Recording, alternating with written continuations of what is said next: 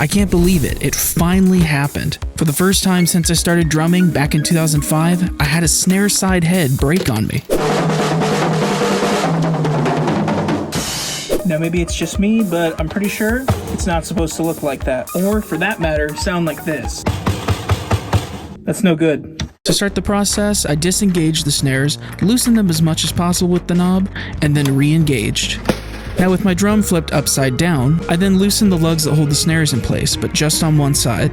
I then went around and removed all of the lug bolts from the rim, making sure to keep track of the washers that are on the bolts, and stacking everything in one spot.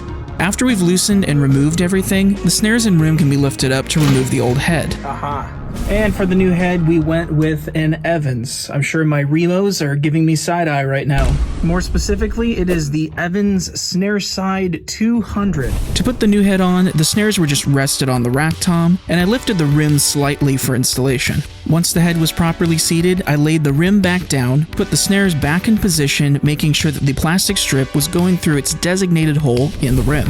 I placed the plastic strip back into the snare mount, making sure that it's even, put the lugs back into the rim, got them all finger tight, and then went over them with the drum key a few times using quarter turns.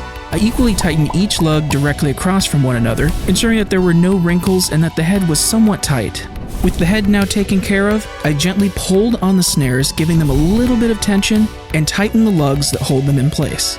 With the drum right side up again, I re-tightened the snares and gave it a test.